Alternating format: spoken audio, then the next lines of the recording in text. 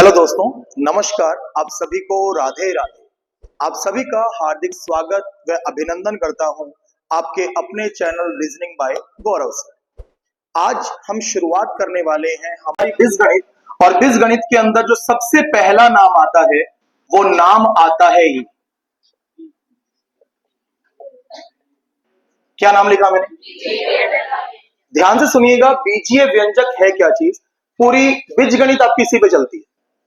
बीजीय व्यंजक का मतलब है सर ये कॉम्बिनेशन है दो चीजों का। कौन कौन सी? एक जिसका नाम होता है चर व्यंजक, एक जिसका नाम होता है अचर व्यंजक। इन सब का मतलब क्या है अभी क्लियर हो जाएगा। जो चर व्यंजक होता है उसे आप जानते हैं इस नाम से। क्या लिखा मैंने? वेरिएबल। और जो अचर व्यंजक है उसे हम जानते हैं इस नाम से, कांस्टेंट। ठीक है। आप जब बीजगणित में कोई समीकरण पढ़ते थे, समीकरण का मतलब है, फॉर एग्जाम्पल मैंने आपके सामने लिखा 3x + 4y। बात समझ में आई? ये जो 3x + 4y है ये अपने आप में यहां किसको दर्शा रहा है? इस 3x + 4y के अंदर जो x और y है उन्हें आप यहां किस नाम से जानते हैं? चर व्यंजक। और ये जो कांस्टेंट वैल्यू है 3 और 4, इसे आप किस नाम से जानते हैं? कि आपको ये दो नाम समझ में आए? तो ध्यान रखना, जो बीजगणित है हमारा वो टिका हुआ है इस पॉइंट पर, नाम है बीजीय व्यंजक। बीजीय व्यंजक कॉम्बिनेशन है दो पॉइंट का, एक जिसका नाम क्या है? चर व्यंजक, दूसरा जिसका नाम है चर व्यंजक का मतलब है वेरिएबल, अचर का मतलब क्या है? जब भी आप एक समीकरण बनाते हैं तो समीकरण बनता है दोनों के मिक्सअप से। जैसे लिखा 3x + 4y, तो x और y कहलाते हैं वेरिएबल्स यानी चर व्यंजक, और कांस्टेंट मान कहलाते हैं अचर व्यंजक। क्या आपको यह बात समझ में आई? अब ध्यान रखिएगा, अगर मैं आपसे कहूं कि जो मेरा पहला पॉइंट है चर व्यंजक यानी वेरिएबल्स, आपसे कोई ये पूछे कि क्या चर व्यंजक का वैल्यू फिक्स है, तो हम नहीं बता सकते। लेकिन अगर कोई बोले कि क्या कांस्टेंट का वैल्यू फिक्स है, तो साहब बिल्कुल फिक्स है, क्योंकि 3 का मान 3 ही तो है, उसे आप चेंज थोड़ी कर सकते हैं। तो ध्यान रखिएगा, ये जो दो व्यंजक हम यूज करते हैं चर और अचर, इंग्लिश में मैंने बता दिया है वेरिएबल और कांस्टेंट। तो ध्यान रखना, अगर बात करें चर व्यंजक की तो वैल्यू चेंज होती रहती है ना, लेकिन अगर बात करें अचर व्यंजक की तो इसका जो वैल्यू है वो हमेशा क्या रहता है? कांस्टेंट या फिक्स रहता है। बात समझ में आ गई? अब इसी में जो सबसे पहला पॉइंट शुरू होता है सर, उसका नाम है बहुपद, जिसे आप बोलते हैं पॉलिनोमियल। सबसे पहला पॉइंट यही है आपका। हम जो इसमें पॉइंट कवर करने वाले हैं वो कौन कौन से पॉइंट है, ध्यान से सुनिएगा। सबसे पहला पॉइंट मैं कवर करूंगा बहुपद क्या होता है। दूसरा जो पॉइंट है वो हम कवर करेंगे बहुपद की घात क्या है। तीसरा पॉइंट होता है बहुपद के शून्यक क्या है। चौथा पॉइंट हम कवर करेंगे इसके अंदर विभाजन एल्गोरिथम।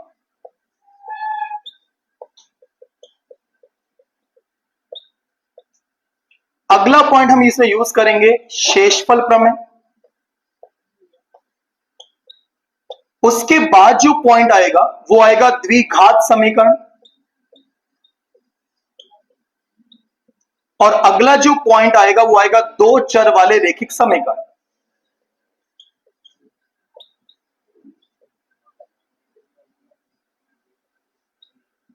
इसका मतलब यह है कि हम जो अलजेब्रा शुरू कर रहे हैं उसमें हम टोटल पॉइंट्स जो कवर करेंगे वो है 7। कुछ एक दो पॉइंट और आगे एक्स्ट्रा कवर हो गए तो और अच्छा है। ये टेंशन मत लेना ये सब है क्या, जैसा मैंने आपको शुरुआत में कहा, ये मेरा टेंशन है कि आपको इसे समझाना कैसे। आपने सिर्फ अभी इतना सा सीखा कि बीजगणित का मेन काम क्या है, उसमें यूज क्या होता है? बीजीय व्यंजक दो कॉम्बिनेशन से बना है, चर और चर का मतलब क्या है? अचर का मतलब। अब जब भी एक समीकरण बनाते हैं तो समीकरण में दोनों का मिक्सअप किया जाता है, चर और अचर का। जो वेरिएबल्स होते हैं उनका वैल्यू चेंज होता रहता है, लेकिन जो कांस्टेंट होते हैं उनका वैल्यू हमेशा क्या रहता है? फिक्स यानी कांस्टेंट रहता है। इसमें जो पहला पॉइंट हम कवर करते हैं उसका नाम क्या है? बहुपद। एक बार फटाफट इसे नोट कीजिएगा।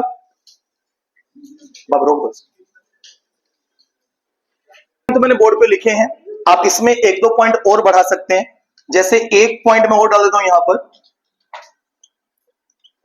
बहुपद या बीजीय व्यंजक लिखेंगे हम, यहां बहुपद नहीं लिखेंगे। बीजीय व्यंजक का जोड़ बाकी गुणा भाग।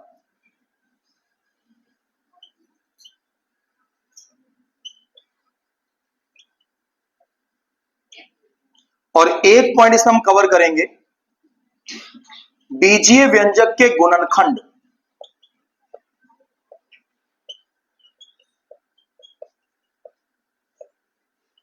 तो टोटल पॉइंट्स हो गए आपके 9। ठीक है, अब सबसे पहले हम बात करेंगे बहुपद क्या चीज है। अब ध्यान से समझना भाई, क्या है बहुपद। वैसे तो अगर मैं बात करूं तो नाम से ही क्लियर होता है। अगर हम नाम को पढ़े तो क्या लिखा हुआ है? बहुपद, जिसमें बहुत सारे पद हो। नहीं, पर क्या आप में से किसी को भी नॉलेज है क्या है बहुपद?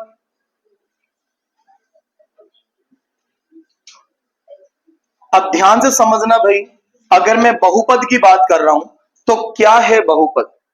सबसे पहला पॉइंट यही बना रहे हैं हम लोग कि बहुपद क्या है। देखिएगा, अगर बात की जाए कि बहुपद क्या है तो सिंपल एक डेफिनेशन दे रहा हूं, ध्यान से सुनिएगा। ऐसे बीजीय व्यंजक जिनमें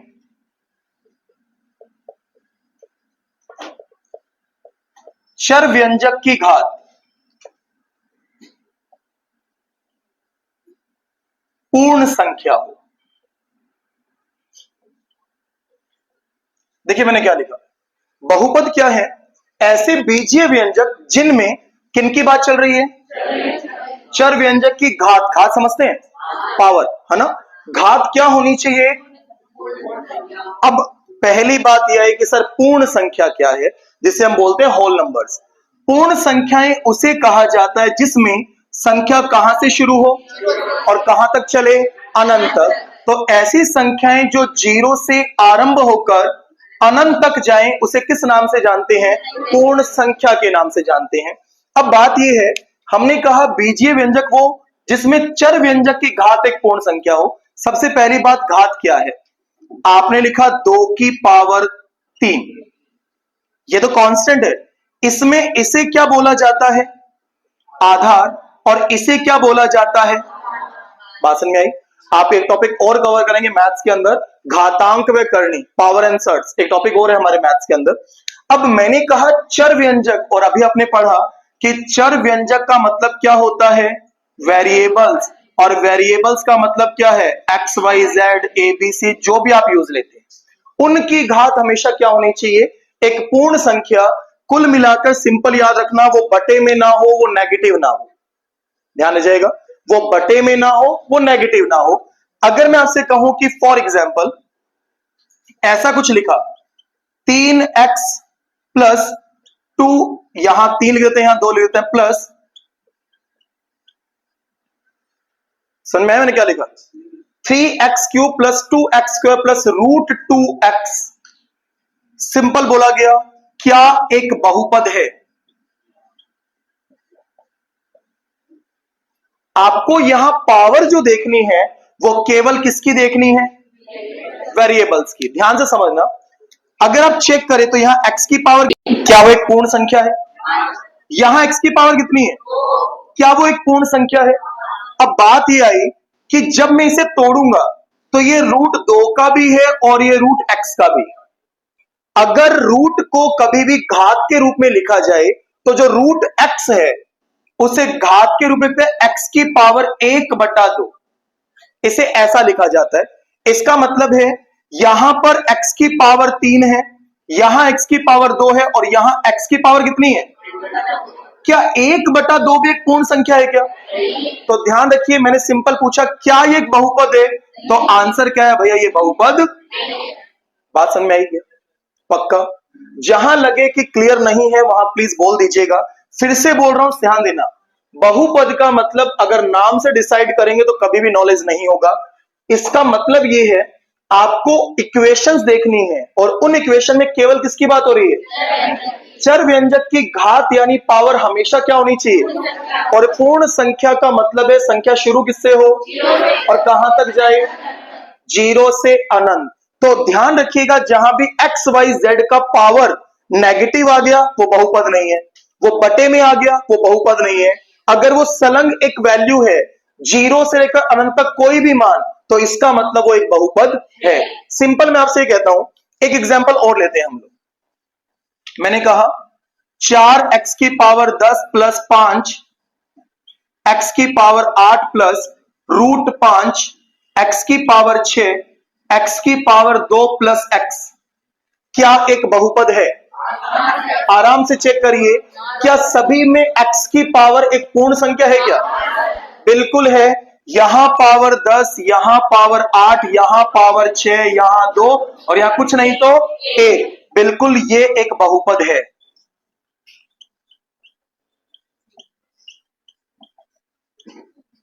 क्या आपको केवल बहुपद का मतलब समझ में आया? अब एक बात समझिए, अगर आपको लगता है कि सर हमें पावर की जानकारी थोड़ी कम है, अभी यहां जितना मैं सिखा रहा हूं उतना सीख लीजिएगा। मैंने अभी आपसे कहा एक टॉपिक और हम कवर करेंगे, पावर आंसर्स, घातांक और करनी, वहां पूरा पावर के बारे में पढ़ेंगे आप लोग, वो अलग से आपको सिखा दिया जाएगा। कुल मिलाकर ये डेफिनेशन क्या था कि बहुपद किसे बोलते हैं? जिसमें चर व्यंजक की घात क्या हो और पूर्ण संख्या का मतलब संख्या शुरू किससे होगी? जीरो से अनंत। तो जितने भी वेरिएबल्स हैं उनका पावर ना तो कभी नेगेटिव होना चाहिए ना ही कभी बटे में होना चाहिए। क्लियर है क्या? फटाफट इसे नोट कीजिएगा। इसमें सबसे पहला नाम है बहुपद। यही पढ़ा हमने। बहुपद के बारे में हमने क्या बोला? एक जो भी बीजीय व्यंजक है उसमें जो चर व्यंजक होगा उसकी घात हमेशा क्या होनी चाहिए? एक पूर्ण संख्या होनी चाहिए। और पूर्ण संख्या का मतलब क्या है?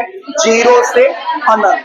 अब जैसे बात यह है कि अभी हमने लिखा था √2x, तो प्लीज ध्यान दीजिएगा जिनको इसका नॉलेज नहीं है, जब मैंने इसे अलग किया तो √2 अलग, √x अलग।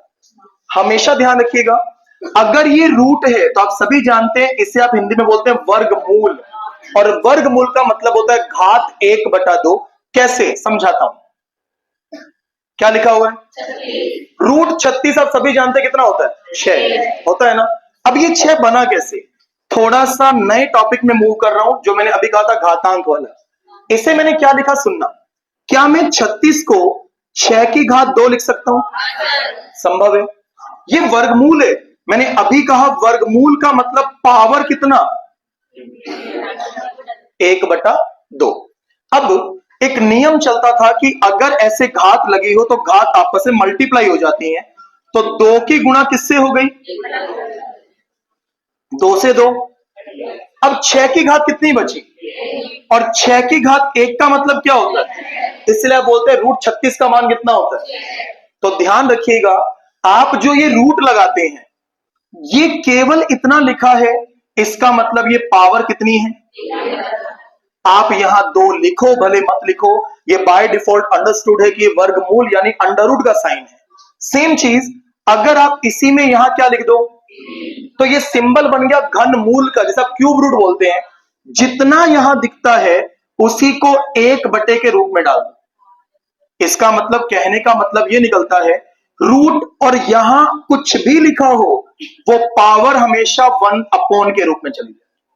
ये बात पल्ले पड़ी, तो ध्यान रखिएगा। ये है इसका मतलब कि जो रूट होता है वो पावर के रूप में 1/2 है, जो क्यूब रूट होता है वो पावर 1/3 है।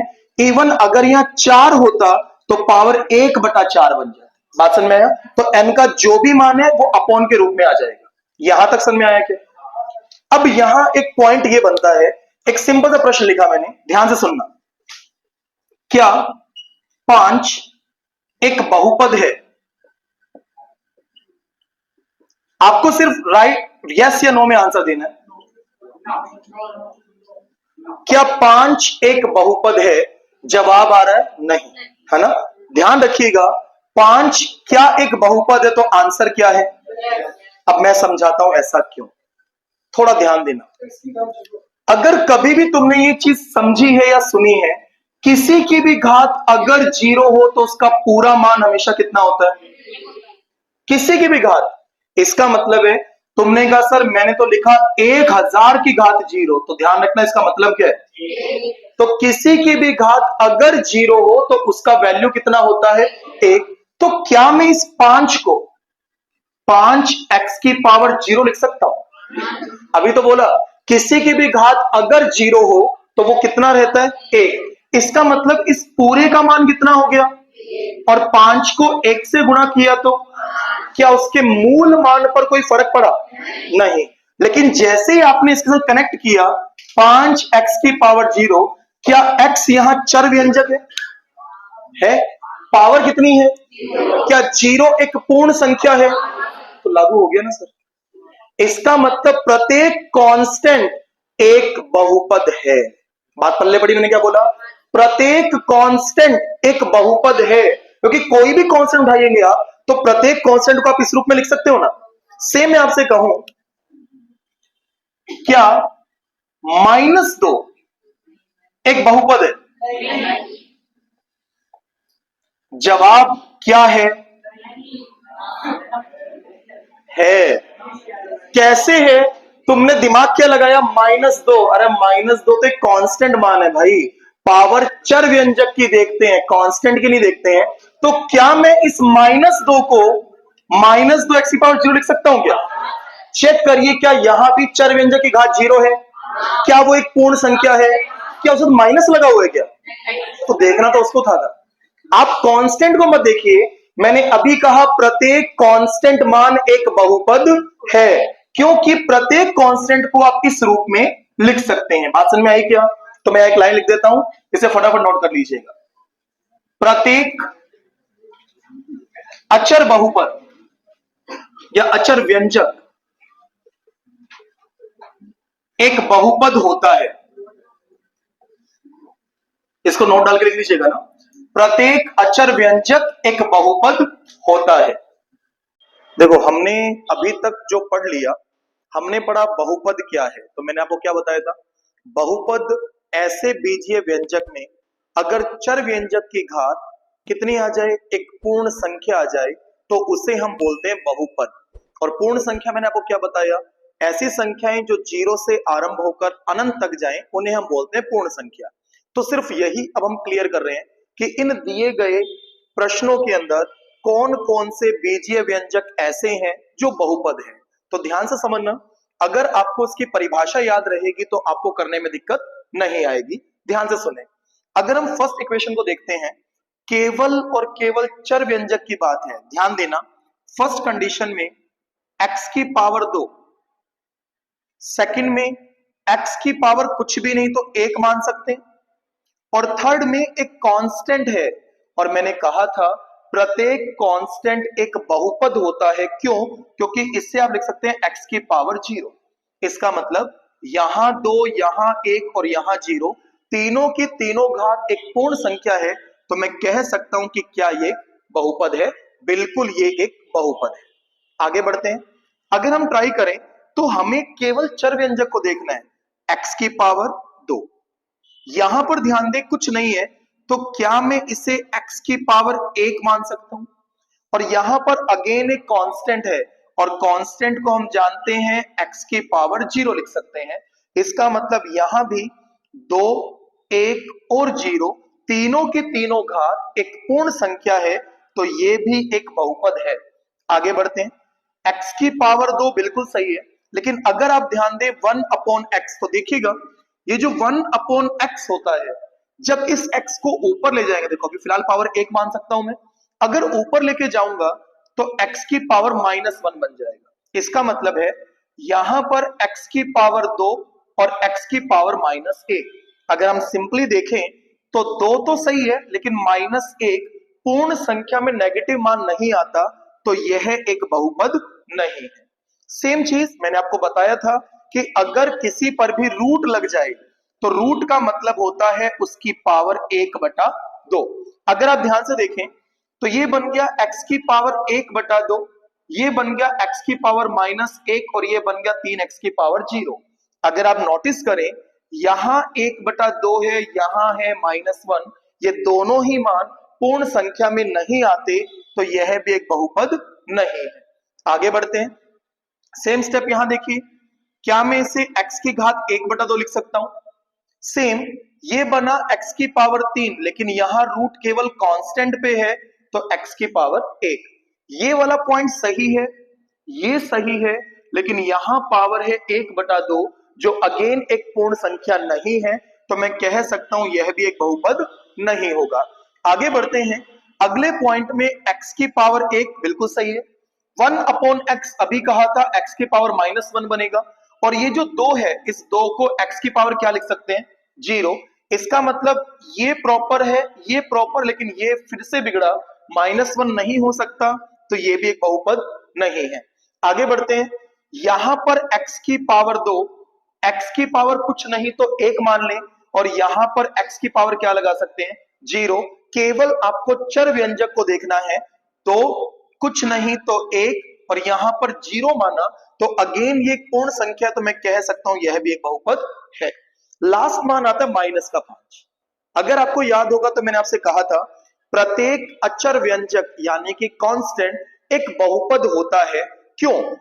ध्यान रखना, ऐसा देखिए गलत मत करना कि सर ये तो माइनस है, माइनस में कांस्टेंट वैल्यू है, और हम जानते हैं इस -5 के साथ x की पावर 0 लगाया जा सकता है।